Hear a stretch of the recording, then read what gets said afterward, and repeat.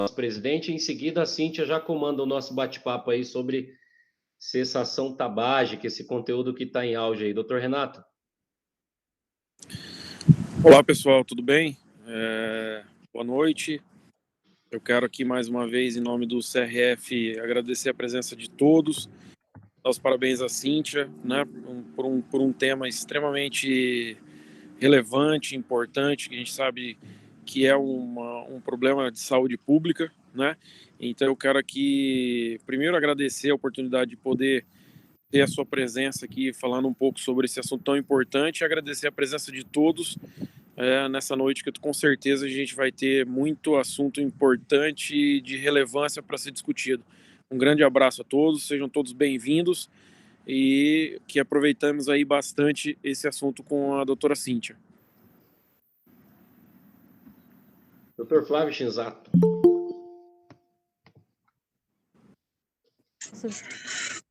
Boa noite a todos os farmacêuticos. Cumprindo a agenda 2021 do Conselho Regional de Farmácia de Mato Grosso do Sul, né? Doutora Cíntia, professora, veio nos contemplar com esse conteúdo técnico de maior relevância, ainda mais que é um mal que assola grande número de pessoas na sociedade brasileira. Então, externo aqui, nosso boa noite a todos os participantes, esses profissionais que nos assistem neste momento e posterior os profissionais que vão pegar esse conteúdo gravado na plataforma. A toda a equipe que fez todo o trabalho necessário para que isso acontecesse, do Conselho, a Dendre e demais membros, a Ana do Eventos, então nossos agradecimentos pessoais da diretoria e do Conselho, e a todos mais, para não me alongar, então passo a palavra à doutora Cíntia, para que nos brinde com esse conhecimento e que a gente possa ser mais um profissional habilitado a tratar desse assunto que é o tabagismo. Dendre, com você aí. Ok, só lembrando que o tema de amanhã é muito bacana, com o Dr. Cauê César Justo, só acompanhar as redes sociais do Conselho, e a doutora Cíntia agora, então, vai compartilhar o conteúdo conosco. Doutora, muito obrigado. O microfone está desligado.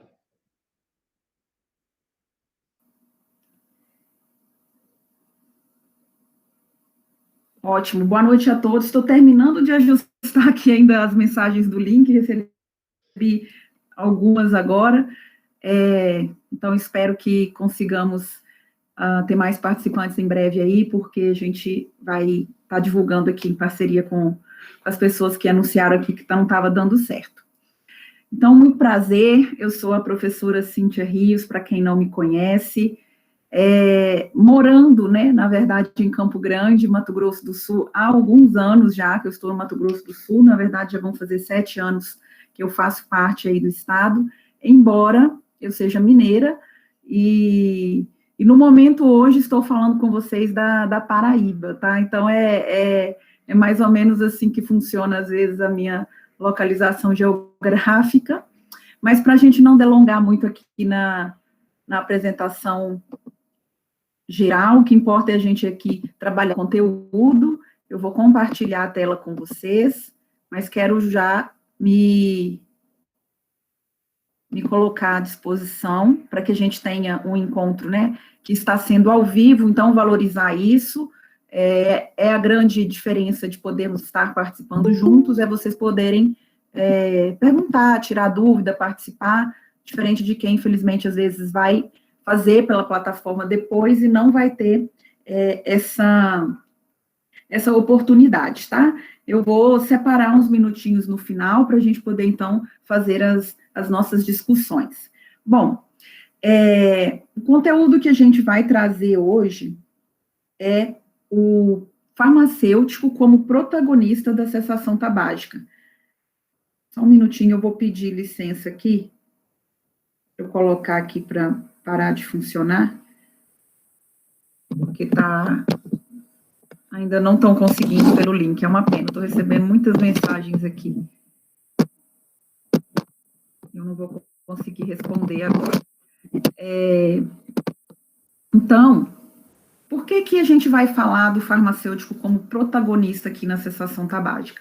De antemão, sempre que nós estamos iniciando, né, qualquer assunto sobre serviços farmacêuticos, eu gosto de justificar e dizer, né, e colocar a experiência que eu tenho nesse trabalho, para a gente entender que é uma soma de teoria, mas também de muita prática, às vezes, as discussões e as dicas que nós vamos trazer aqui.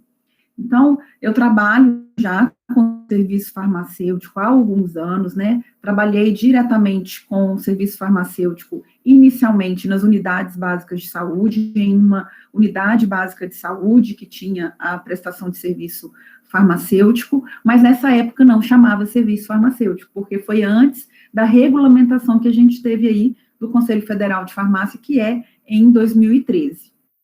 E aí, posteriormente à regulamentação, eu trabalhei na drogaria, né, numa rede de drogarias aí do estado do Mato Grosso do Sul. Depois eu tive a felicidade de trabalhar também com serviço farmacêutico como tema do meu mestrado, realizando o desenho e a implantação do serviço farmacêutico na farmácia escola da Universidade Federal de Mato Grosso do Sul. E tive a oportunidade de abrir meu próprio consultório também em Campo Grande, Mato Grosso do Sul, e trabalhar com a prestação de serviços dessa forma.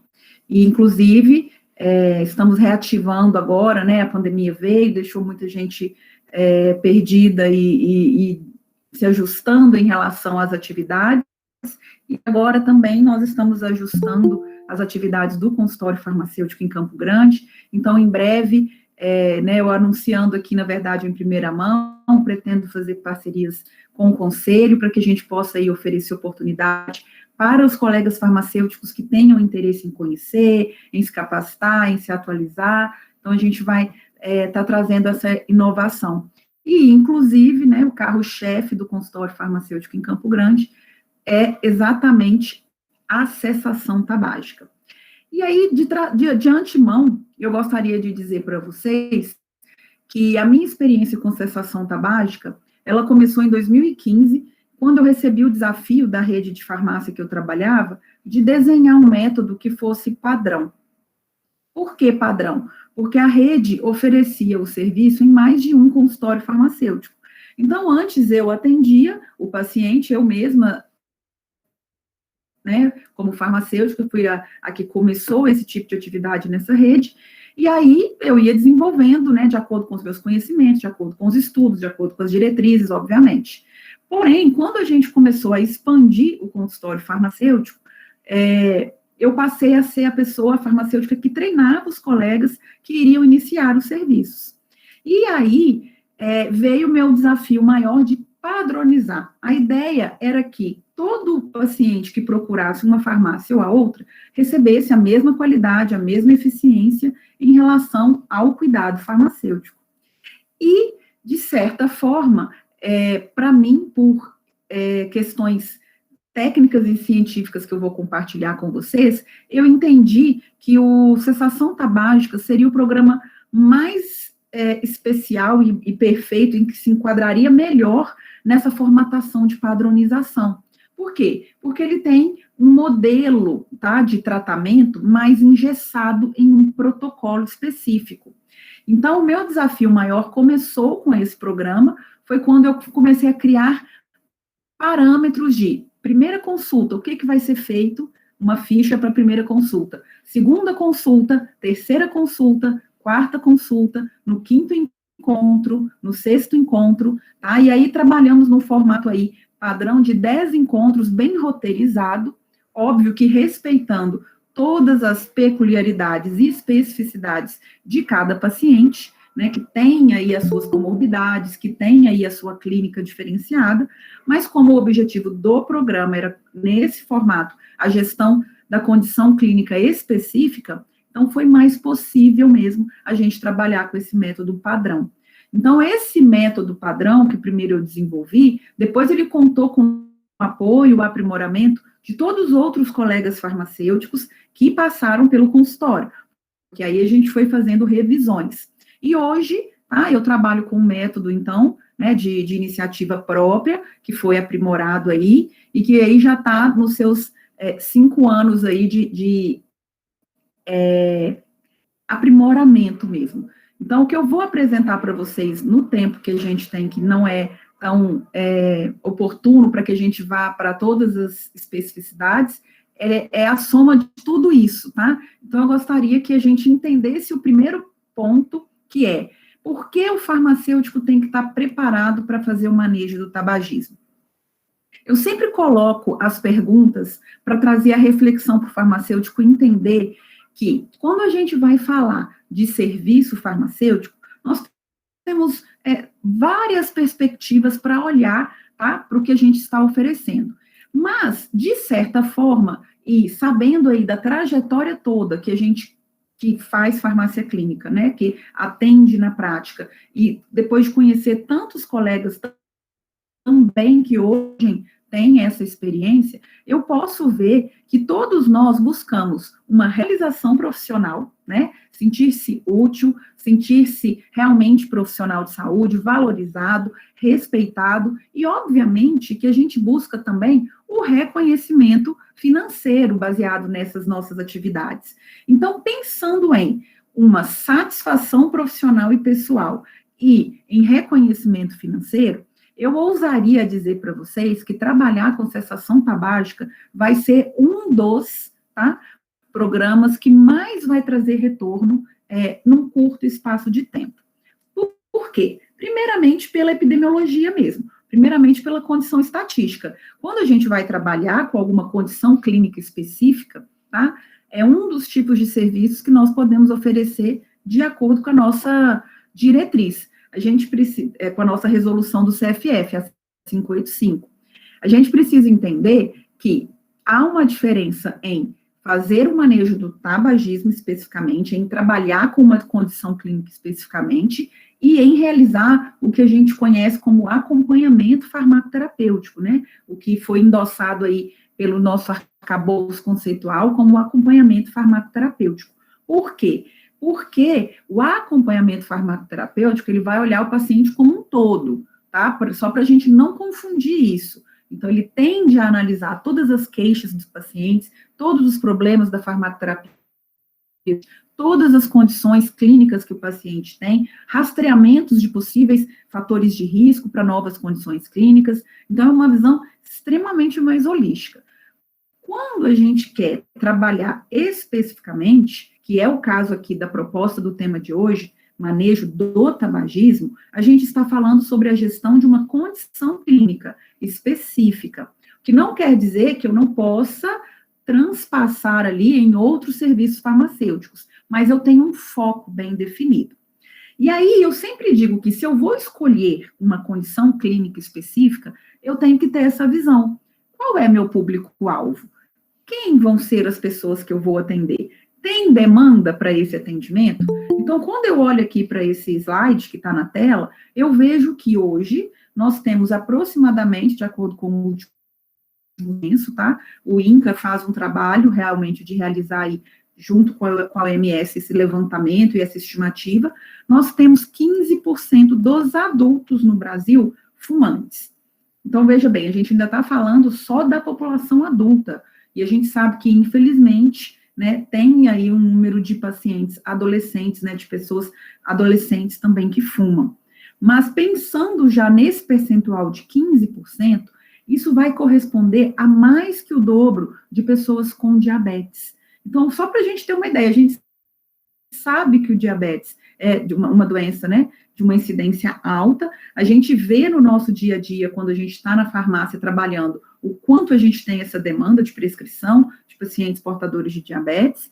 E aí a gente vê aqui que o tabagismo, pessoas então que, né, fazem o uso do tabaco, eles têm uma proporção ainda de mais que o dobro. Ou seja, sim, eu tenho demanda, necessidade realmente de ofertar um serviço para ajudar as pessoas a pararem de fumar.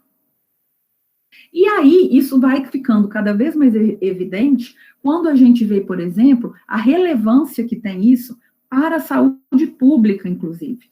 Porque olha esse dado, metade das pessoas que fumam morrerão por doenças relacionadas ao cigarro.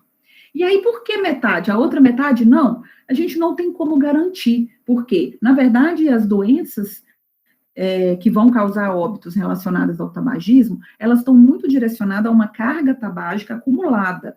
Então, geralmente, realmente vai levar um tempo, é crônico, o malefício ele vai levar um tempo para se estabelecer. Então, por conta desse tempo aí, a gente pode ser acometido por vários outros fatores que levam à morte, né? Inclusive acidentes de trânsito, situações que são mais inesperadas e inespecíficas. Então, a estatística, né, tirando aí possíveis viés, ela consegue garantir que 50% sim dessas pessoas que fumam vão morrer.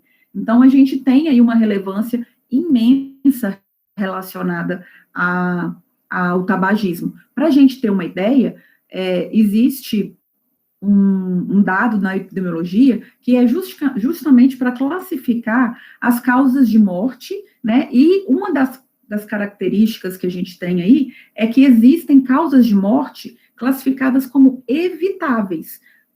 Por exemplo, vou dar o exemplo do próprio acidente de trânsito, tá? O próprio acidente de trânsito, ele entra aí como uma causa de morte evitável, porque entende-se que a imprudência é uma das maneiras de causar o acidente. Então, se eu utilizar o cinto de segurança, se eu não ultrapassar a velocidade, se eu não cortar, né, nas pistas onde não é permitido, eu garanto uma segurança maior para o trânsito que evita acidentes. E as pessoas a maioria dos acidentes estão relacionados a situações de imprudência. Então, ou seja, era uma morte evitável. E por que eu estou falando isso? Para mostrar que o tabagismo também é considerado uma morte evitável. E é a principal causa de morte evitável no mundo, tá? E, além de ser, né, aí, a principal causa de morte evitável no mundo, nós vamos ter o quê? O tabagismo passivo como a terceira maior causa de morte evitável no mundo. Então, o tabagismo passivo seria a inalação da fumaça por pessoas que não fumam, mas convivem ou estão próximas, né? Ou ficam próximas de pessoas que fumam.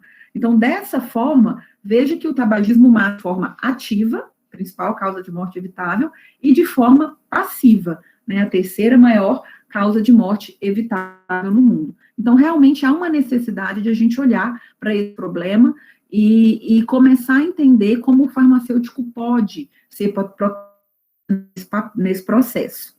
Lembrando, gente, que quando a gente fala de manejo de cessação tabágica, obviamente que a primeira figura que vem na nossa mente é o cigarro, né? A gente vai pensar ali no cigarro como a principal forma realmente de uso do tabaco. Porém, existem outras, tá? Então, a gente precisa entender que existem outras maneiras do paciente estar acessando o tabaco. E, além do tabaco, existem outras fontes de nicotina. Então, por que eu vou separar agora essas duas informações?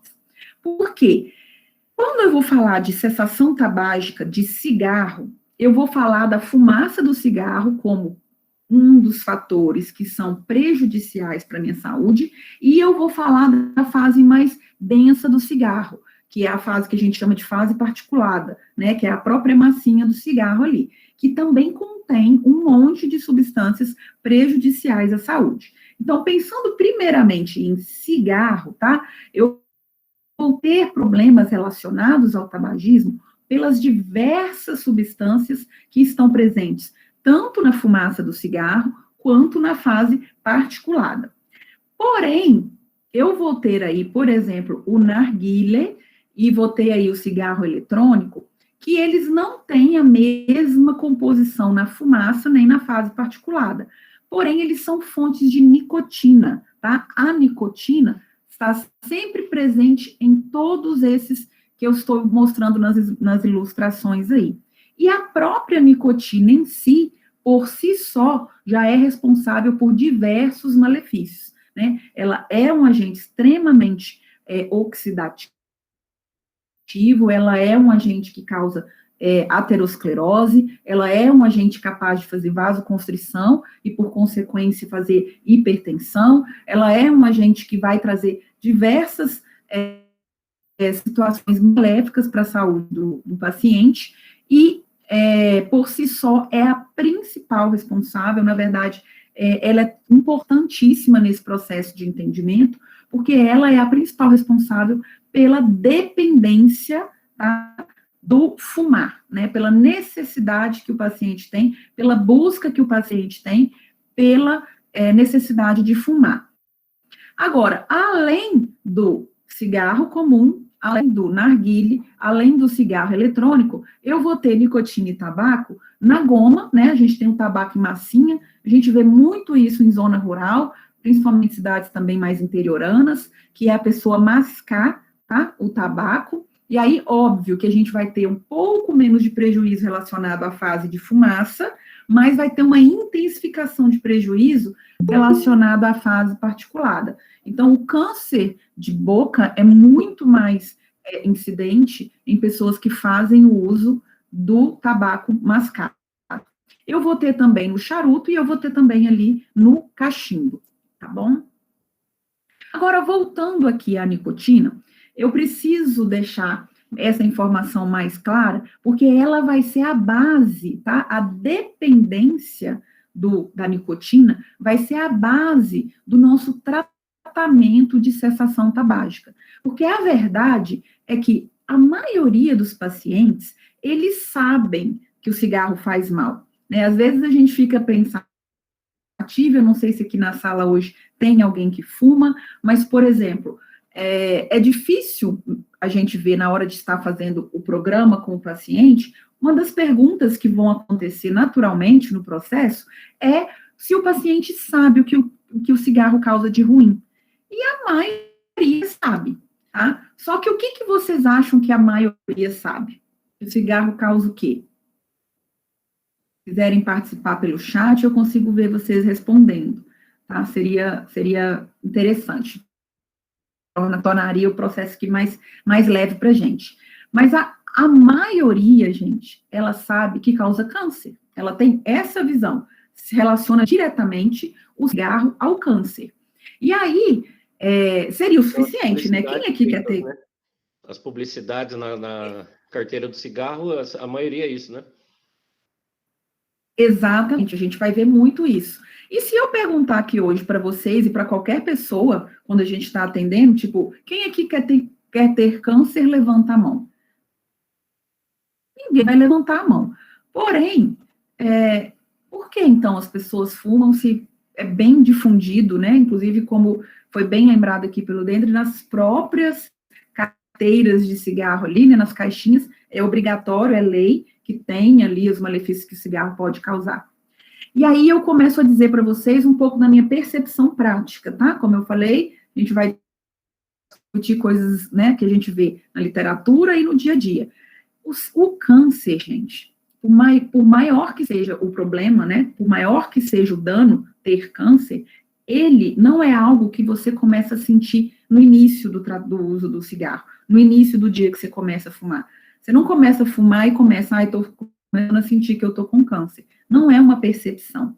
Então, a maioria de nós, do cérebro do humano, ele é imediatista, ele tem uma busca por bem-estar e prazer agora. Ele se preocupa com o que ele está vivendo agora. E o câncer, ele está lá onde? Lá longe. É uma possibilidade lá longe. É uma coisa que pode acontecer lá longe. E ainda vem esquemas de autossabotagem, né? Tem pessoas que vão dizer aí, eu conheço várias pessoas que têm câncer e nunca fumaram. Então, ele começa a se convencer de que esse câncer não vai acontecer com ele, de que com ele vai ser diferente, de que com ele não vai ser uma situação que vai acontecer agora.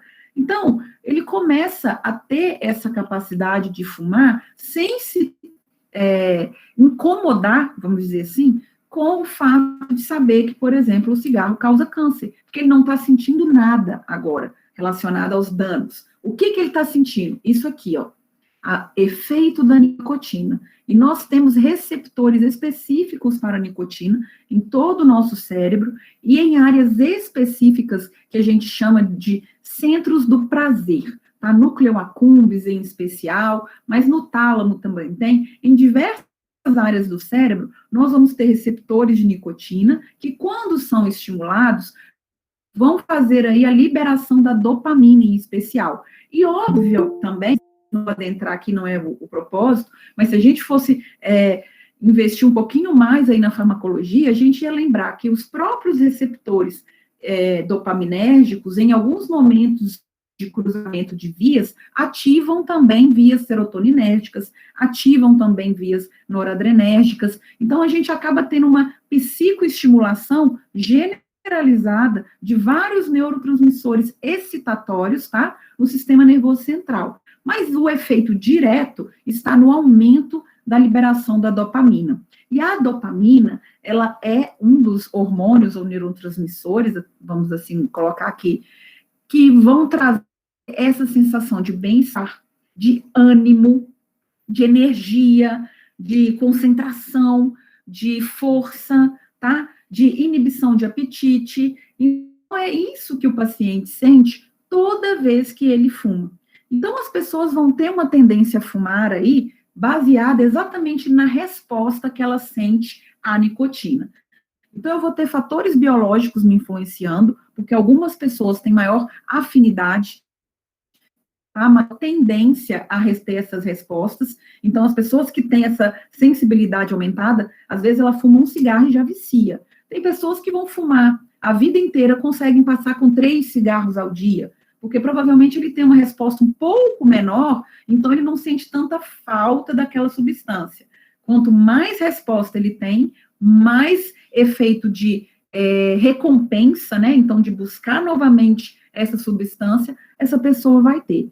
Os fatores ambientais também vão contribuir para que a gente tenha pessoas buscando cigarro, por exemplo, acesso em casa, os pais fumam, é uma coisa comum, mais natural, tem mais acesso, os amigos fumam, as pessoas, né, os familiares não se incomodam. Então, esses ambientais vão trazer esse aumento, tá, da capacidade ali da pessoa acabar fumando. Fatores psicológicos, já é sabido que pessoas com transtornos mentais, eles tendem a ter uma resposta maior à nicotina, então acabam também, por esse motivo, se adaptando a uma fuga nessa substância. Então, um dos papéis que nós vamos ter durante o nosso processo de acompanhar pacientes que estão fumando, vai ser fazer rastreamento de transtornos psicológicos, tá? Porque a gente precisa entender, muitas vezes, que a nicotina, o cigarro, está sendo usado como fuga e tratamento de algum transtorno, como transtorno de ansiedade, transtorno depressivo, transtornos afetivo bipolar, transtorno de personalidade, tá? Mas, em especial, transtorno de ansiedade, transtorno depressivo e transtorno bipolar. E os fatores socioeconômicos também. A gente vai ver mais o cigarro de acordo com uma capacidade menor à informação, né? De acordo com menos acesso à informação, padrões socioeconômicos mais baixos, então, isso também está relacionado ao uso do cigarro, tá? Isso aqui é o que eu acabei de dizer, eu vou até passar rapidinho para a gente não perder tanto tempo, não. E aí eu disse para vocês, já dei uma palhinha, que geralmente os pacientes sabem que o cigarro causa câncer, eles têm o entendimento de que fumar faz mal, só que a maioria das vezes, como eu falei, está relacionada a algo distante, algo que não vai acontecer agora. Então, o que é muito importante para a gente poder trabalhar com o paciente em cessação tabágica? Conhecer de maneira mais pormenorizada os malefícios que o cigarro tem. A gente dá uma esmiuçada, estudar, né? Obviamente, a gente não vai ler tudo isso aqui agora, mas a importância que tem essa informação para nós faz mais diferença do que conhecer ela todinha. Por quê? É o seguinte, o que eu preciso é ter um checklist como esse aqui, por exemplo, que pega bastante dos problemas relacionados ao tabagismo, né, do que ele pode causar, e eu vou bater isso com sintomas e sinais que meu paciente pode estar trazendo para mim na consulta e que eu vou perceber e posso relacionar ao tabagismo. Por exemplo, mulher. Mulher, a gente pega muitos casos que sensibilizam mais a mulher a parar de fumar quando a gente começa a conversar com ela sobre a pele, que o envelhecimento prematuro é relacionado ao uso do cigarro, que psoríase, que a perda, né, do viço da pele ali, da elasticidade da pele, que a pele fica com mais rugas, tá? Então, quando a gente começa, por exemplo, eu vou dar uma dica aqui, assim, da abordagem, que vai lá no cutuco com o dedo, lá na ferida, tipo, Dona Maria, a senhora está satisfeita com a sua pele? A senhora acha que sua pele está boa? Ou você nota, às vezes, que ela está mais enrugada, que está havendo um envelhecimento dessa pele? Já se comparou com alguma amiga em relação à sua pele? O que você está achando? Aí, se ela fala, não estou satisfeita, estou incomodada, reparei que parece que minhas amigas estão mais jovens do que eu, você vai já pegar e falar, pois é, Dona Maria, esse pode já ser um dos processos relacionados aí ao uso do cigarro. Por que isso, gente? Porque a pessoa tem que, às vezes, para se estimular, sentir essa percepção do malefício no momento, sabe? Dona Maria, como está o paladar da senhora? Dona Maria, como está o hálito da senhora? Com homens, a mesma coisa. Manchas nos dentes, perda de dente, infecções dentárias, né? Tudo isso, placas bacterianas, tem um aumento em pessoas que fumam. Então, às vezes, gente, nós vamos pegar o paciente e sensibilizá-lo pelo simples ali, pelo dia a dia dele. Fadiga é o campeão, porque muitos pacientes contam pra gente que fumam exatamente pelaquela energia, aquele up, aquela disposição que eu falei que o cigarro traz. E ele relaciona isso diretamente ao momento que ele está fumando. Ele fuma, ele sente bem-estar, ele sente aquela animada, aquela disposição para trabalhar, e aí ele começa, de repente, a ter fadiga. E aí ele começa a fumar mais, porque ele começa a usar o cigarro como fonte de energia. E aí a gente vai contar para ele que a fadiga, ela, a longo prazo, é ocasionada pelo acúmulo do uso do cigarro. Então, que a partir de agora, se ele já está tendo fadiga, usar mais não vai trazer benefício para ele, muito pelo contrário, sabe? Então, a gente vai ter que ter essa capacidade aí, essa habilidade de vincular situações que estão acontecendo a problemas que o cigarro pode trazer. Homem, por exemplo, é muito comum a gente conseguir sensibilizar por conta da impotência sexual que o cigarro causa. Então, é um dos pontos que a gente começa a conversar como que está o rendimento dele, como que está a produtividade dele, e aí se, né, tiver notando alguma baixa, alguma coisa assim, a gente já começa a relacionar isso. Diminuição de olfato, cegueira, tá? Visão, diminuição ali realmente, danos relacionados à retina. Então, a pessoa começa a ter limitação na acuidade visual mesmo, mau cheiro, né? E aí, obviamente, a gente vai para o que a gente tem como os fatores que são de maior risco de óbito, né? Que trazem aí um dano maior mesmo para risco de óbito, que é AVC, que é diabetes, hipertensão, infarto, então, é de câncer, né, em várias partes do corpo, não é só câncer de pulmão, a gente vai ver aí relação direta com problemas de circulação, então, doença vascular periférica, tá? Então, enfim, a gente precisa esmiuçar, aqui fica, né, a sugestão de como eu tenho que usar o meu raciocínio clínico na hora de entender os malefícios que o cigarro faz e vincular isso à condição clínica do meu paciente, tá? E muitos pacientes também argumentam com a gente assim, tem 30 anos que eu fumo, comecei a fumar, eu tinha 15 anos de idade, eu já estou com 45, se eu não morri até hoje, 30 anos fumando, eu vou parar para quê? Tá? Isso é uma das coisas que a gente mais escuta do paciente que vai fazer ali o acompanhamento com a gente. Então, primeiramente, gente, a gente tem que ter aí em mente que nós vamos ter mais ou menos, sei lá não, na verdade, de acordo com o nosso último dado do IBGE, no Brasil, hoje, a expectativa de vida é 75 anos.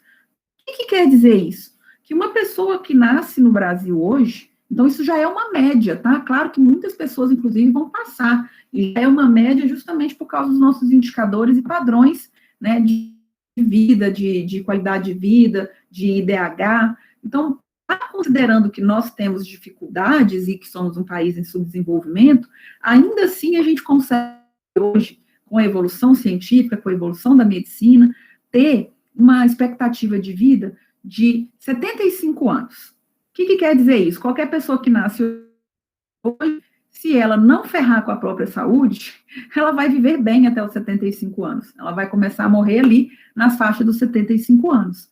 Então, a pessoa que está com 45 anos ainda tem mais 30 para viver. E aí a gente tem que ter argumentação para conversar com o paciente como ele quer viver, como ele quer passar os próximos 30 anos. Porque, de fato, a carga tabágica dele vai começar a dar problema agora. De fato, é daqui para frente que ele vai começar a colher o que ele plantou.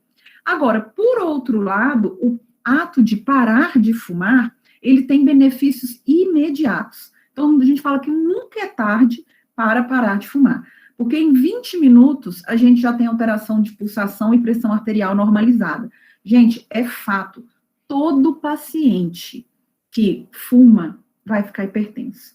Não tem como. Sabe por quê? Porque a nicotina, ela é vasoconstritora. Então, ela vai automaticamente ativar a vasoconstrição das nossas artérias durante o processo de uso do cigarro. Ela vai estimular esse processo. Então, ela vai aumentar a pressão.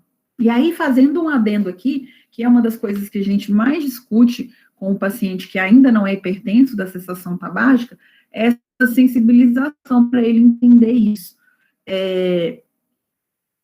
O que é a hipertensão em si, né? Nós sabemos que é uma doença multifatorial, então, obviamente, em termos de causa e de fisiopatologia, vão ter vários mecanismos envolvidos, mas eu consigo simplificar para o meu paciente e para nós também, no primeiro entendimento aí do processo, de que eu tenho vasos, então eu tenho ali meus vasos, pensar numa mangueira, que são capazes de dilatar, eles esticam e contraem, justamente para fazer aí o meu controle da pressão endógeno, natural. Ah, meu coração acelerou agora porque eu estou vendo uma situação que me desagrada, ou o contrário, né, tá vendo um crush aí que agrada demais, então o coração vai aumentar o batimento cardíaco. Isso é um dos mecanismos que fariam a pressão aumentar. Aí o que a veia e a artéria faz? O que nossos vasos fazem? Dilatam, porque aí aquela pressão aumentada que está vindo pelo batimento cardíaco vai ser compensada pela dilatação dos vasos. Então, essa capacidade de elasticidade do vaso, ela é fundamental para um controle e regulação da pressão arterial. Quando eu tenho um aumento da pressão arterial súbito, como eu acabei de falar agora, situações corriqueiras do dia, é isso que acontece.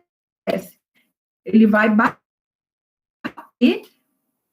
o meu sangue vai bater na parede do meu vaso, vai provocar um atrito, vai provocar uma inflamação e vai provocar a necessidade de uma reendotelização ali, endotelização. Então, meu corpo vai tentar fazer uma nova camada de endotélio interna ali no meu vaso para proteger esse vaso, que está ficando o quê? Agredido pelo aumento da pressão arterial. Agora, você imagina que isso a gente já faz naturalmente, o nosso vaso já tem essa condição aí natural de ficar fazendo reendotelização, dilatando, contraindo. Só que quando eu faço uso da nicotina, eu obrigo o meu vaso a diminuir por querer, ele contrai, faz vasoconstrição, e a pressão aumenta e faz essa batida. Esse processo diário, porque uma coisa é eu ter problemas aleatórios, outra coisa é eu fazer esse estímulo diário e várias horas por dia, várias vezes por dia. E aí, o que vai acontecer? Eu vou ter cada vez mais um vaso com camadas de endotelização e eu vou ter um vaso rígido. Um vaso que não tem mais a capacidade de elasticidade e vasoconstrição natural. E aí, todas as vezes que eu tiver qualquer estímulo, minha pressão aumenta e fica aumentada. E, inclusive, esse é um vaso enrijecido que ele pode o quê? Né? Romper. E eu nunca vou saber o quanto ele está frágil ou endurecido, igual uma mangueira, quando endurece no sol, ela não fica mais frágil para quebrar? Pois é, eu nunca vou saber o quanto ela vai aguentar de pressão. E é por isso que a pressão é uma doença que precisa do tratamento crônico, inclusive mesmo que ela esteja normal, eu preciso manter o uso do medicamento. Então, a nicotina é um teste que a gente faz com o paciente, ele fuma, a pressão dele sobe. Aí passa 20 minutos, a pressão começa a normalizar. Então, ou seja, ele está agredindo os vasos dele toda vez que ele dá uma tragada. Após 2 horas, eu não tenho mais nicotina no sangue. Então, ou seja, é um benefício se eu paro de fumar né, e o intervalo que eu faço, porque eu vou preservando esses efeitos negativos relacionados a essa substância. E, obviamente, que isso já faz a gente pensar, poxa, se 2 horas eu não tenho mais nicotina, provavelmente é o tempo que meu paciente vai levar para ter o impulso de querer fumar um novo cigarro, porque ele vai querer aquela sensação de bem-estar, de bom, né, de prazer, de relaxamento, nível de oxigênio no sangue já começa a normalizar. Após 12 horas, a gente já tem um pulmão funcionando muito melhor. 2 dias, paladar e olfato retornando. Após 1 ano, a gente começa a ter riscos de doenças cardíacas reduzidos pela metade, tá? Após 1 ano também, os pulmões, eles voltam à capacidade de se autolimparem e de se realmente respirar, né, sem interferência. Então, a gente diria que seria um pulmão do não fumante aí. E após 5 a 10 anos, depende muito, claro, gente, das comorbidades, da fisiologia do paciente, das características individuais. Então, são estatísticas gerais aqui. Mas após 5 anos, eu já posso ter o quê? O risco de doenças cardíacas, que é uma das coisas que mais mata no tabagismo também, que é o infarto e o AVC, e o risco de doenças como diabetes e hipertensão já é igual ao de pessoas que nunca fumaram. Então, esse paciente, ele tem a condição de se restabelecer de novo como um organismo que nunca foi, mal afetado pelo uso do cigarro. Agora, há uma diferença aí que está relacionada a danos já causados, tá? Então, aqui a gente está falando de características de reciclagem de danos ainda não instalados. Quando eu tenho um paciente já com danos instalados, DPOC, não tem reversão, tem controle, tá? Então, a gente vai ver isso. Uma coisa é o ponto onde eu estou, que eu vou alcançar, depende dos danos já instalados ou não no meu paciente. Então, principalmente aqueles que não têm, né, os diagnósticos ainda relacionados às complicações do tabagismo, a gente tem todos esses argumentos para dizer que daqui 5 anos não há mais risco, né? Então, isso é muito benéfico para um paciente que está com 50 anos, mas vai viver mais 25. Qual é a qualidade de vida que ele busca para os próximos 20 anos de vida? Tá? Realmente, a gente precisa entender que o tabagismo, tá, é uma dependência química. Então, nós estamos falando de uma doença chamada dependência química. Isso tem CID, é um transtorno crônico e realmente é difícil parar. Então, a gente não está aqui para julgar os motivos que levaram o paciente a iniciar, o porquê ele fuma, né, o que acontece em relação ao processo que deu início, não. Agora, a gente tem que ter muita empatia e sensibilidade para entender que interromper, por mais que tenha sido a maior burrada que ele fez na vida dele, mas aconteceu. Agora ele precisa de ajuda, agora ele é um paciente que tem uma doença crônica chamada dependência química, e que a hora que ele para de fumar, ele realmente tem uma alteração no sistema nervoso central importante, tá? E por isso, a maioria das vezes que ele tenta, ele não consegue.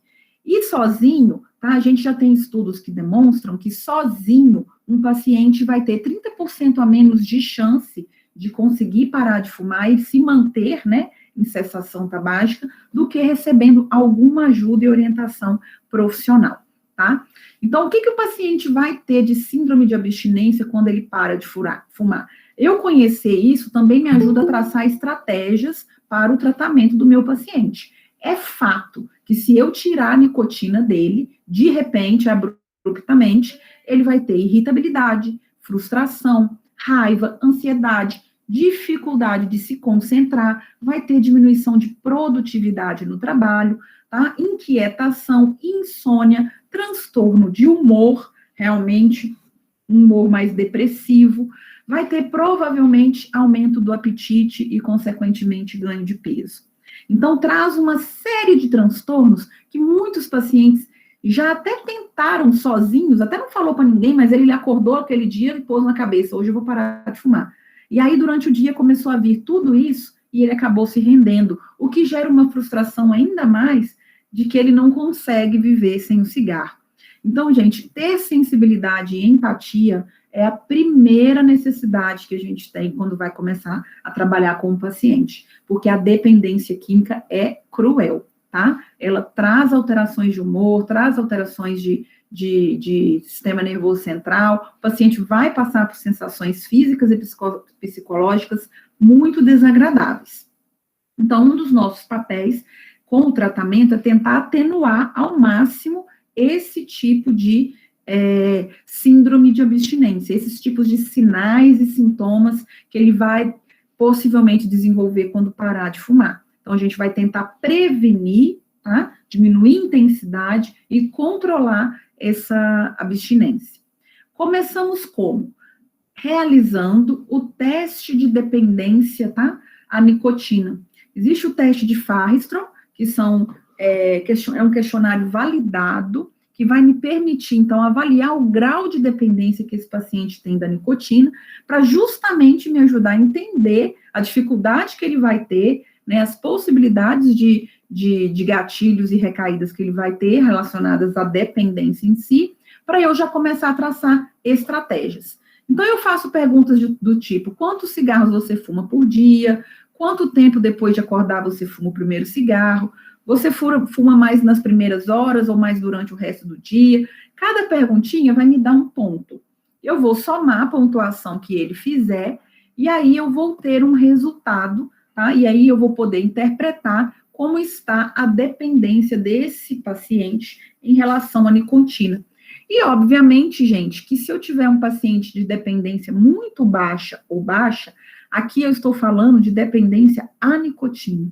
Então, eu preciso entender que eu estou falando sobre dependência química, tá? À substância. Se ele tem uma dependência química baixa, significa que a síndrome de abstinência, o risco de ter sinais e sintomas relacionados à ausência da substância é menor. Agora, não significa que a dependência psíquica, psicológica não exista, ou seja, ele pode ter uma dependência química baixa, ser pouco sensível à substância, mas ele acredita muito que ele precisa do cigarro. Então, eu tenho uma dependência psíquica e vou ter que trabalhar com estratégias da mesma forma. Só que, provavelmente, tá, os sintomas físicos de abstinência serão menores quando eu tenho dependência química baixa. E o contrário também é verdadeiro. Se eu tiver paciente ali moderado, dependência alta ou muito alta, eu sei que a hora que eu tirar essa substância, ele vai literalmente viver um conflito interno de sensações, emoções, sinais e sintomas. Então, eu preciso ter cautela e traçar uma estratégia para evitar isso. Bom, dentro do processo de atender pacientes que vão parar de fumar, uma premissa importantíssima é identificar se o paciente quer parar de fumar. Lembra que eu falei para vocês que eu ousaria dizer que o programa de cessação tabágica é um dos que a gente vai ter maior possibilidade de sucesso e de retorno financeiro? É pelo seguinte,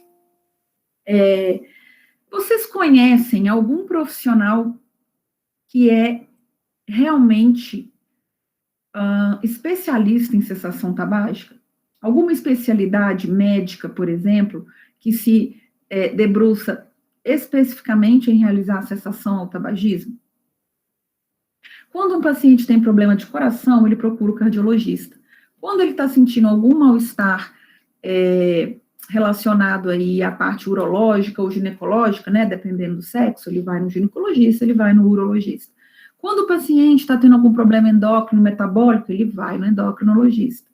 Quando o paciente está com dificuldade em se alimentar, ele procura lá nutricionista, nutrólogo.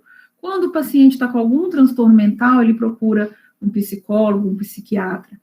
Quando um paciente fumou muito e está com problemas pulmonares, aí ele vai procurar o pneumologista. Mas aí, geralmente, é para tratar a consequência do cigarro, né? Mas quem? Quem é o profissional que o paciente, quando ele acorda de manhã e fala, hoje eu quero parar de fumar, eu queria ajuda, eu vou procurar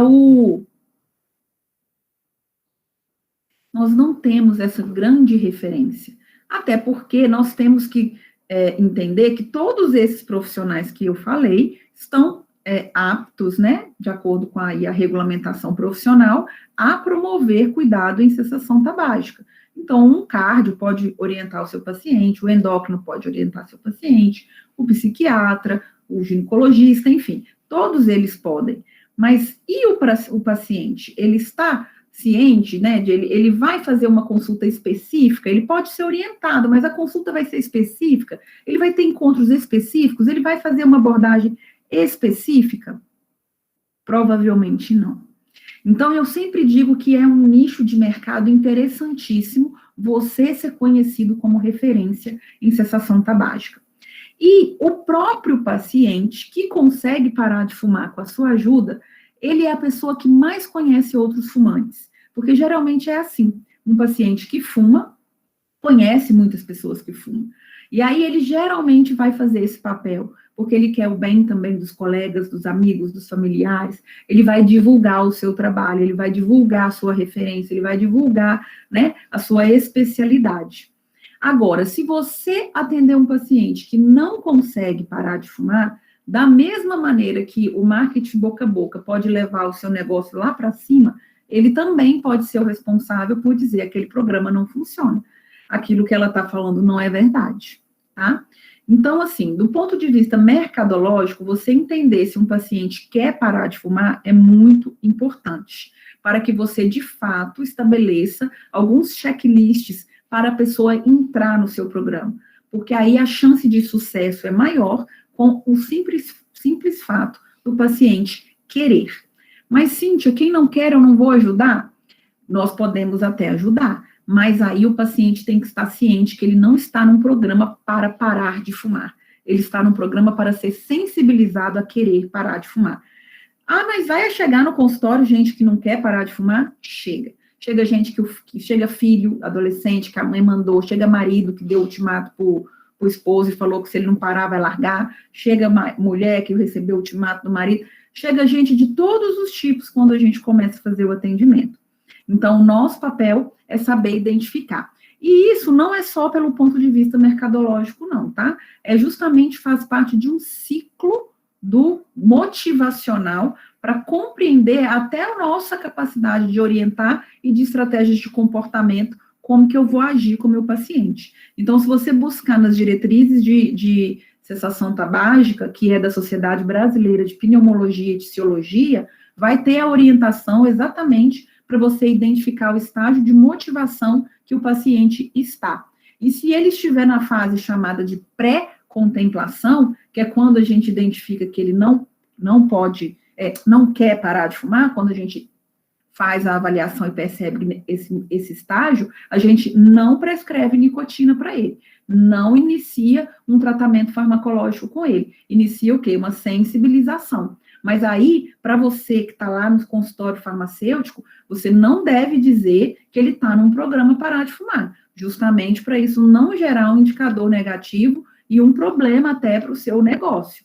Então, você tem que esclarecer que a partir de agora, você vai começar com ele um trabalho, uma intensificação, para que ele entenda e mude de estágio de motivação. Mas o programa Parar de Fumar começa quando você encontra alguém que está pronto para parar de fumar.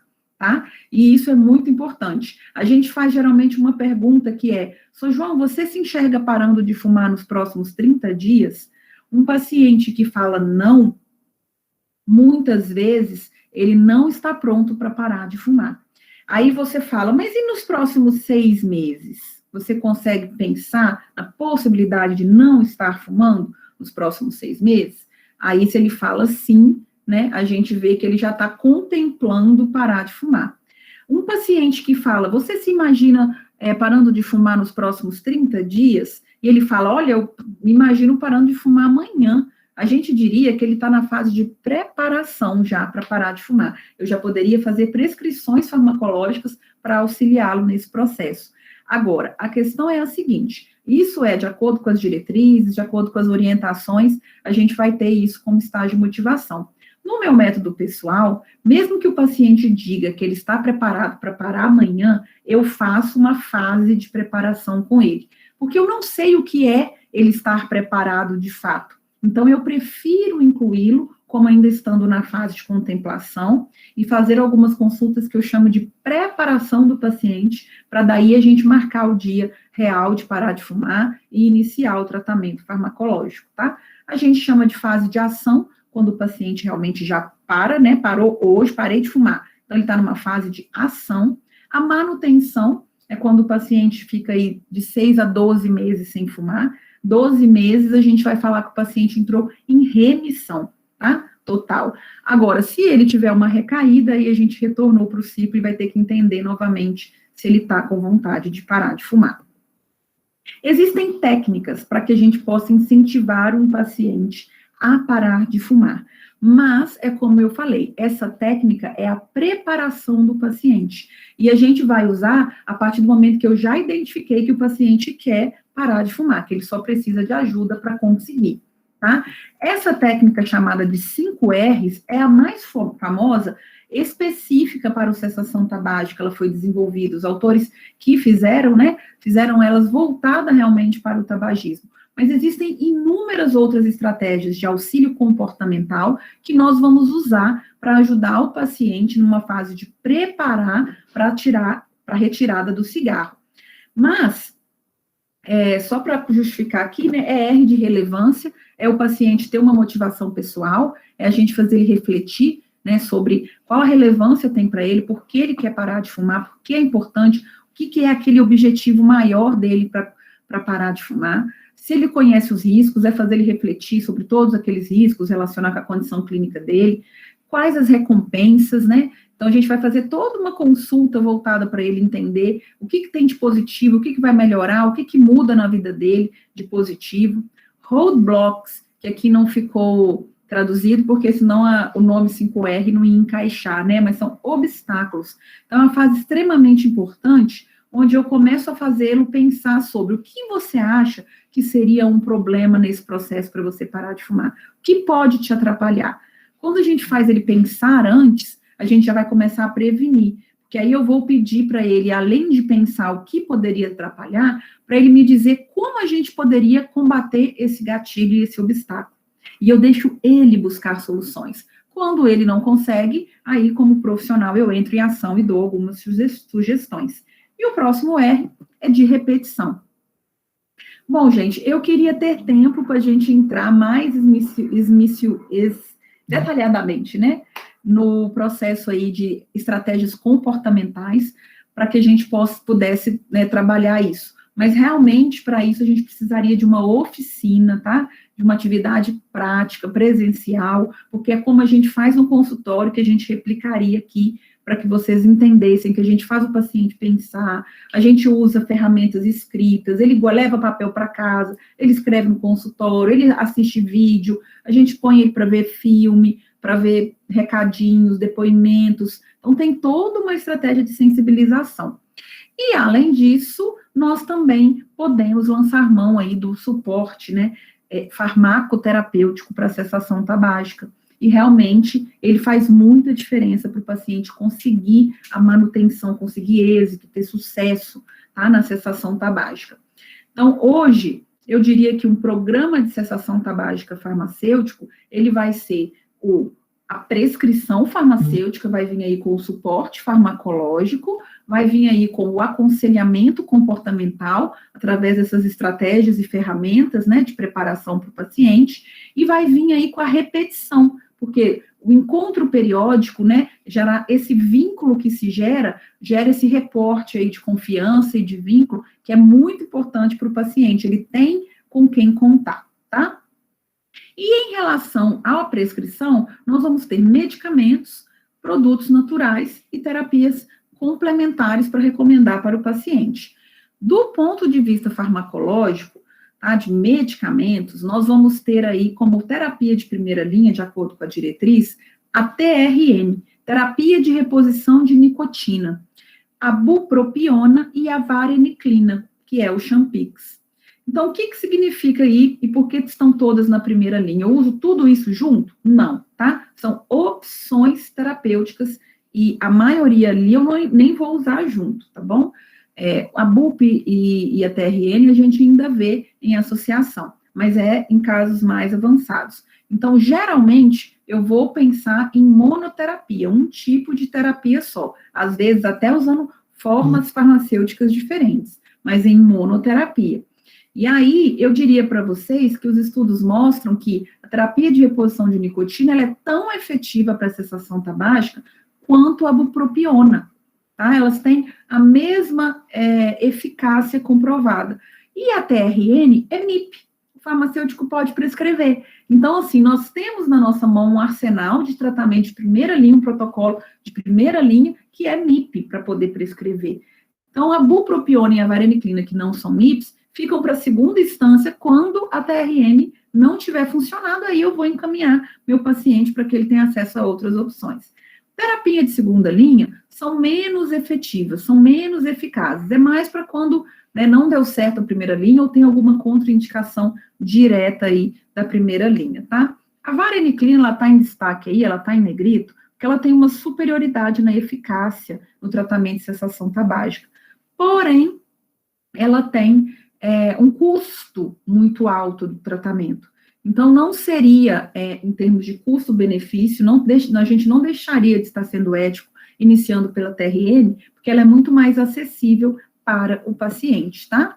E tem boas respostas. E como eu falei, né, existem aí algoritmos bem definidos que a gente vai tratar com o paciente para ele poder ter esse suporte medicamentoso, que é quando sai a nicotina do cigarro, entra a terapia de reposição de nicotina, mas o quê? Definida, doses, né, iniciais e de manutenção. Então, a gente faz isso de maneira organizada, planejada e segura, tá?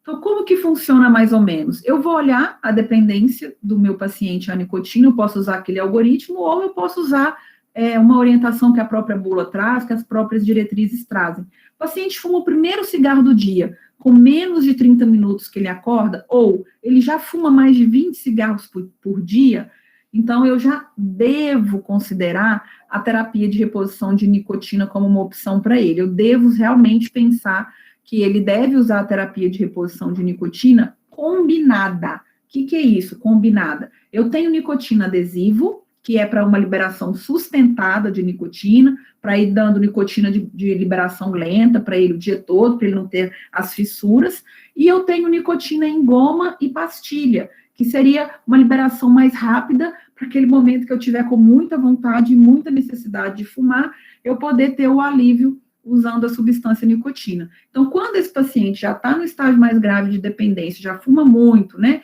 já acorda precisando fumar, a gente já usa a terapia combinada. Eu vou pôr o adesivo nele, mas já vou fazer um esquema onde horários específicos que ele tenha gatilhos, ele use também a goma ou a pastilha. Se esse paciente não tem toda essa gravidade, eu posso pensar só em monoterapia, tá? Mas não combinada. Eu posso pensar na TRN isolada, ou vou usar só adesivo, ou só goma, ou só pastilha. Então, são estratégias que você vai fazer de acordo com a avaliação do paciente. E caso, né, você não tenha sucesso na primeira esquema terapêutico, você vai fazer variações. Estava com goma, passo para pastilha, estava com pastilha, passo para goma. Então, a gente tem a opção de fazer variações no esquema terapêutico, mas o que é mais fundamental na recaída é fazer um reforço das estratégias comportamentais, que essas, sim, geralmente trazem aí para o meu paciente um prejuízo grande, tá? Nas recaídas. Dose, como que fica a questão da posologia do uso da nicotina? Então, isso também é muito protocolar, o que facilita e deixa o farmacêutico mais respaldado na hora de prescrever. Eu vou analisar o perfil do paciente, ele fuma mais de 10 cigarros ou tem mais de 45 quilos, ele começa com adesivo de 21 miligramas por 6 semanas, depois 14 miligramas 2 semanas, depois mais 7 miligramas 2 semanas. Se ele não tem esse perfil, ele usa menos de 10 cigarros ou não tem 45 quilos, ele vai começar com 14 miligramas 6 semanas, depois mais 7 miligramas por 2 semanas. E aí eu vou ir reavaliando esse paciente, né, periodicamente, para que eu possa realmente fazer as transições, e se eu precisar, eu posso manter um pouquinho mais essa nicotina. Então, tudo isso exige um pouquinho mais de estudo, né? Aqui a gente está fazendo uma apresentação mais inicial. O que é muito importante no processo terapêutico, tá? em relação ao uso da terapia de reposição de nicotina e até outros medicamentos. Porque mesmo que o paciente, gente, vá para encaminhado ao médico para que faça uma prescrição de bupropiona ou vareniclina, você pode dar continuidade ao programa, né? Ele volta a fazer os aconselhamentos e os encontros periódicos com você. Então, veja, eu tenho que lembrar do processo de uso do medicamento. O que mais vai fazer diferença é o processo de uso. A gente vai ver um monte de paciente falar que já fez uso da terapia de reposição de nicotina, mas que ele não deu certo, não se adaptou, não conseguiu. E a maioria das vezes foi porque ele usou de maneira errada. Estou tendo um som aqui interferindo, acho que tem algum áudio ligado. Então, a maioria das vezes, gente, nós vamos ver, por exemplo, que é o processo de uso.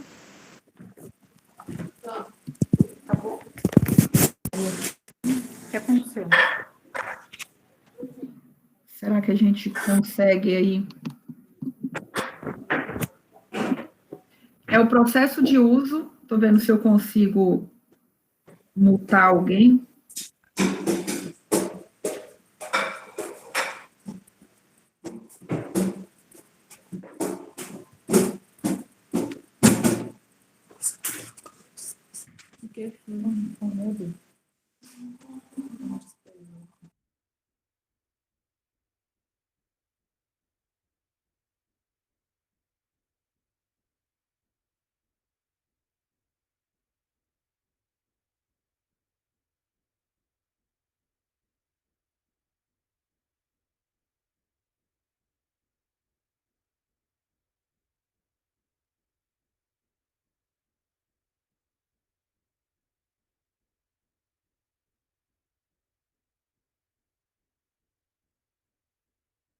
Os males da tecnologia aí. Voltando o som e voltando a tela aqui também. Ótimo, desculpa. Estamos ouvindo. Fiz alguma coisinha aí. Então, vamos lá, a gente já está encerrando, tá? Então, eu vou mostrar para vocês que a gente precisa conversar com o paciente num nível, assim, de explicar para ele, olha, quando você for mascar a goma, você tem que lembrar que isso é um medicamento, por mais que ela tenha essa característica muito semelhante a um chiclete, a uma goma, o objetivo aqui é o tratamento. Então, você vai ter que ter uma técnica para o uso da goma, senão essa nicotina que está no chiclete vai para o estômago, senão essa nicotina que está no chiclete vai irritar a mucosa e vai ficar ali no estômago, não vai ser absorvido do jeito que a gente queria, não vai te trazer os benefícios, né, de diminuição de abstinência que a gente quer. Então, eu preciso que você masque a goma com bastante força, tá? E coloque ela no cantinho da mucosa e deixe ela depositada aqui. E vai ficar dormente o local. E aí está certo, é porque está sendo absorvida a nicotina nessa mucosa. Parou de ficar dormente, você vai mascar de novo até começar a adormecer e vai pôr no cantinho do outro lado, dá um descanso para um lado, dá um descanso para o outro. Então, você vai fazer esse movimento, tá? Por 15 minutos de um lado, 15 minutos do outro, e vai desprezar a goma. Não precisa ficar preocupado em continuar mascando, porque a quantidade de nicotina que a gente precisava absorver ali, ok, o resto tem um risco muito grande de ir para o estômago, porque a absorção está sendo oral. A gente está usando esses vasinhos que estão aqui no rosto para ir direto para o sistema nervoso central, para a liberação ser rápida, né? Mas se você mascar e ficar engolindo saliva, não deixar ela no cantinho, essa nicotina vai descer para a mucosa gástrica, vai dar irritação, e náusea, mal-estar, azia, e ainda não vai te dar o bem-estar da absorção dela sistêmica, porque vai ser absorvida em menor quantidade, vai passar por efeito de primeira passagem, isso a gente não vai falar para o paciente, né? Mas para a gente entender aqui também. Então, só para a gente perceber que sentar com o paciente, perguntar se ele entendeu, pedir para ele repetir, como que ele vai fazer o uso, tá? Porque a goma é uma resina que tem a nicotina ali ligada a ela. A pastilha, a mesma coisa, só não tem a etapa de mastigação. O adesivo, o paciente, às vezes, quer economizar dinheiro, fica usando o adesivo mais horas do que deve, e aí ele começa a ter gatilhos, porque o adesivo, ele tem um tempo de máximo aí de 24 horas, sendo que o pico, né, e a curva ali tende a diminuir já a partir de 16 horas de ação. Então, a gente tem que ter todas as orientações, tá? Para poder passar para o paciente. Aqui eu deixei no quadro, né? Que dá pelo menos para vocês estudarem depois, e como eu falei, a ideia da apresentação de hoje em especial é dizer para vocês que o tratamento de cessação tabágica, ele é protocolar, então isso é muito interessante para quem está começando o serviço, que às vezes se sente inseguro, tá? Então ajuda muito essa questão de ter um algoritmo, de ter um fluxo de decisão clínica já estruturado, e aí, dessa forma, a gente ter esse conhecimento de que é possível o farmacêutico trabalhar com cessação tabágica, até porque a terapia de reposição de nicotina é BIP e é muito efetiva, tá?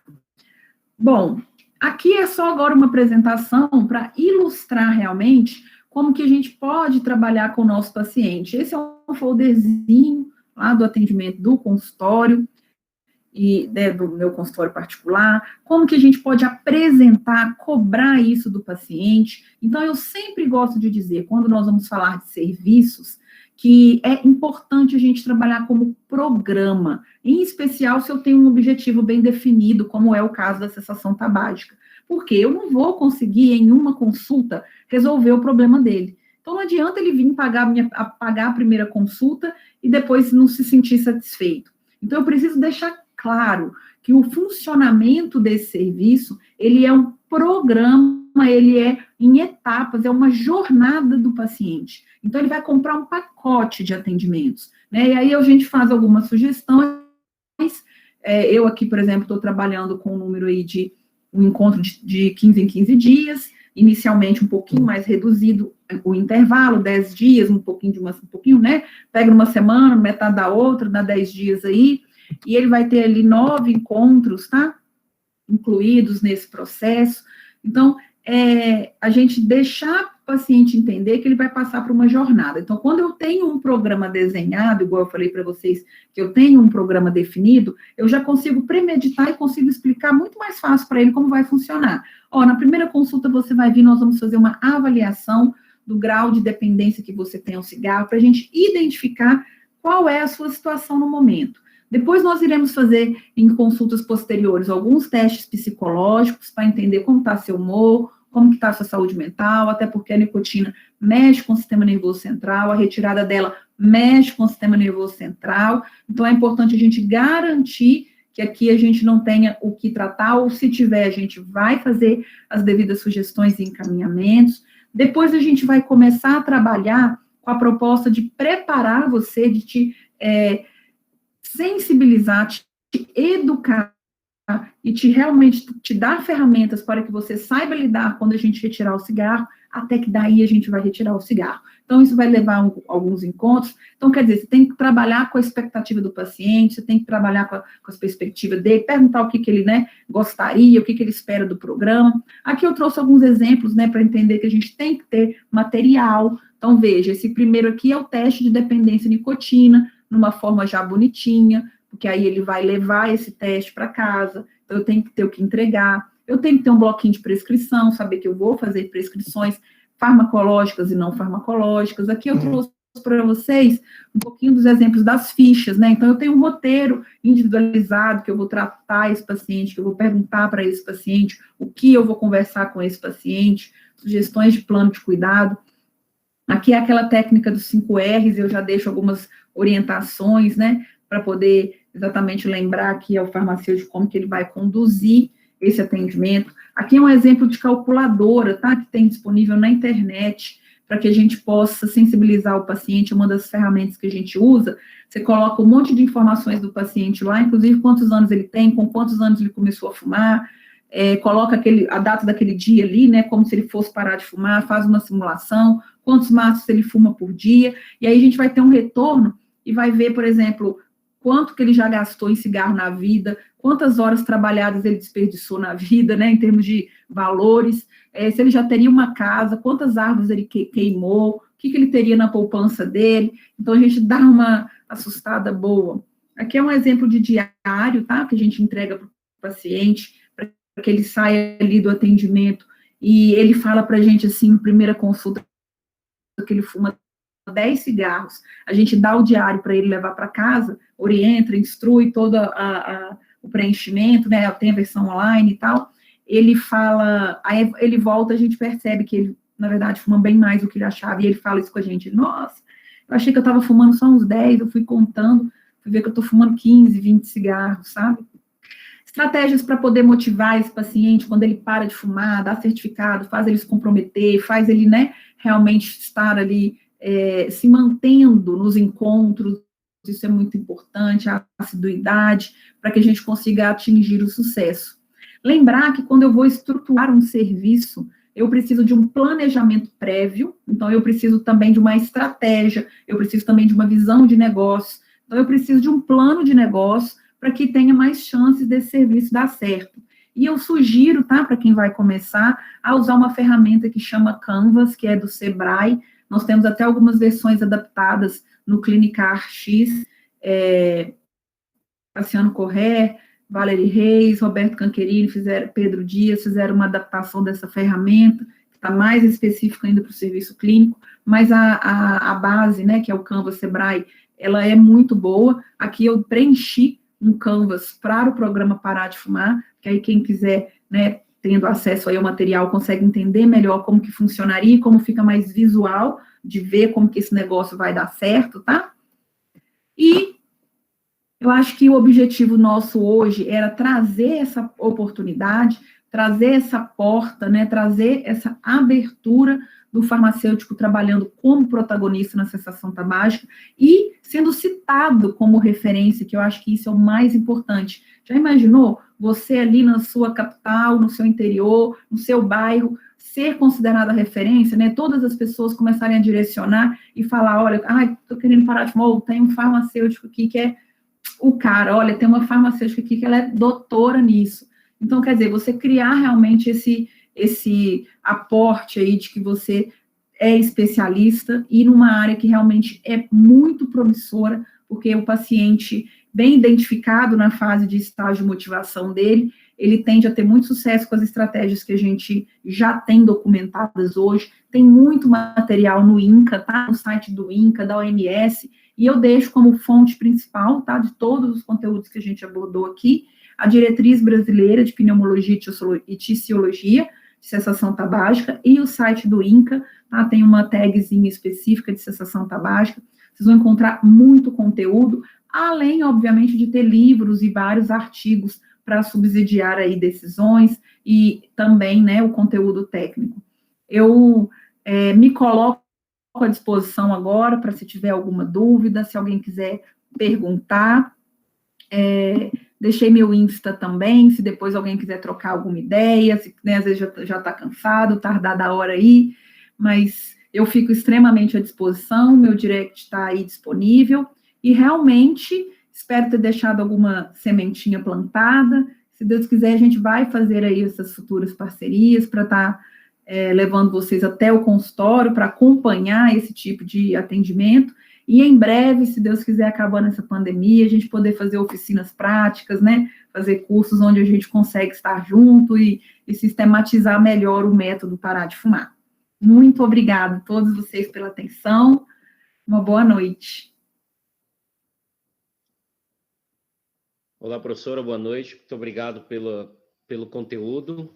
O pessoal pode abrir o áudio aí e perguntar direto para a doutora Cíntia, né? Aqui no chat aqui, você consegue ver aqui a Rafaela, o Éder, já pode abrir o áudio aqui, já faz a pergunta em áudio, assim os colegas já ouvem, né?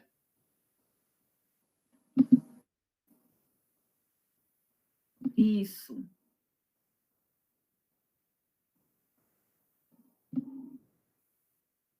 E a Rafaela pergunta aqui, ó, professora, por quanto tempo o paciente fica usando bupropiona? Perfeito. Então, o tempo de tratamento, ele está relacionado à resposta do paciente, tá? Mas, em geral, 3 meses são o suficiente para começar o desmame. Então, o tratamento e a posologia para a cessação tabágica da bupropiona, ela se inicia um pouquinho antes do paciente parar de fumar, uma semana antes do que é a proposta do dia D, que a gente sempre chama de dia D, quando define, né, que vai, a partir daquele dia, não usar mais cigarro. E aí ele começa com 150 miligramas de bupropiona, e depois que ele, na próxima semana, aumenta para 300 miligramas de bupropiona, tá? Em geral, depois de um mês, já é feita uma redução, novamente, dessas dosagens de 300 para 150, manutenção de 2 meses, e já é possível iniciar a cessação. Se o paciente não estiver se sentindo seguro, por isso que a avaliação é muito individual e clínica. Aí vai fazendo uma manutenção que é em comum acordo ali com o prescritor, né? E nós que estaremos no aporte, no suporte aí desse paciente, a gente vai também motivar esse paciente a fazer essa tentativa do desmame, tá?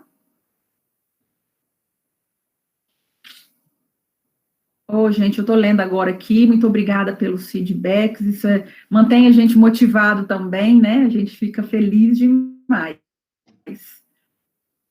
Excelente. Mais alguém gostaria de fazer alguma pergunta? Abre o áudio, já pode conversar. Sou eu de novo, Rafaela. Professora, estão me ouvindo? Estamos. Então, eu estou com uma paciente que está fazendo uso de bupropiona de 450 miligramas. E ela também é hipertensa e não tem muita boa adesão ao antihipertensivo dela. Eu estou tentando trabalhar a adesão para verificar se é a bupropiona que está aumentando essa pressão. Tem lógica esse raciocínio? Sim, tá? É possível, tá? A gente tem a bupropiona, ela é um fármaco que tem a ativação de dopamina e noradrenalina, tá? Então, ela tem realmente, inclusive, uma atenção especial deve ser dada a pacientes hipertensos em uso de bupropiona, exatamente pelos riscos de pico hipertensivo. E a dose de 450 já é a dose máxima, ela já está, né, no limite. Então, por exemplo, seria uma opção para essa paciente, antes da bupropiona, terapia de reposição de nicotina. Mas uma vez que ela já está fazendo o uso, né, então, era uma questão lá do início da decisão do prescritor. Mas ele optou pela inserção aí da bupropiona, então a gente vai precisar monitorar, você deve fazer de acordo com a diretriz, tá, da Sociedade Brasileira de Cardiologia, você deve monitorá-la durante 5 dias direto, fazendo ela pedindo, né, orientando e pedindo, prescrevendo que ela faça a aferição da pressão pela manhã, antes de tomar os medicamentos, e depois à noite também, se ela fizer algum medicamento à noite, antes de tomar os medicamentos. Aí, a gente vai fazer uma média dessa pressão, tá? Ela vai fazer aferições durante 5 dias, de manhã e de noite. Esse é o protocolo principal, que é o correto. Se a gente confirmar que ela está tendo essa pressão alta, a gente já precisa fazer a intervenção com sugestão de teste terapêutico de redução de dose da bupropiona. E aí a gente volta a reavaliar. Se após essa intervenção, eu faço novo controle de medir a pressão durante 5 dias, para eu verificar se houve mudança nesse padrão, antes e depois. Mas a gente vai precisar do prescritor. Agora, tem também uma importante avaliação para ser feita aí, desse marco temporal. Essa alteração de pressão, ela começa junto com a inserção da bupropiona ou já vinha de antes? Na verdade, quando eu comecei a atendê-la, ela já estava com essa pressão descompensada, né? E eu percebi que ela não tinha adesão ao antihipertensivo. Então, eu sugeri à filha que orientasse ela, orientei a paciente a tomar a medicação direitinho durante 10 dias. E aí, a partir do 5º dia, a gente já fazia o monitoramento em casa, MRPA. E aí, estou aguardando, então, esse MRPA dela. Só que o médico, além da bupropiona, ainda passou a reposição de nicotina. Ah, tá. Ela deve ter uma dependência grave, isso é possível, tá? Então, ela deve ter uma dependência grave, porém, em geral, quando a gente faz a associação da nicotina com a bupropiona, a gente não chega em geral, tá? Mas por isso que tudo tem que ser analisado bem individualmente. Nas 450 miligramas da bupropiona, porque já vai ter o estímulo da nicotina da terapia de reposição que ela está fazendo.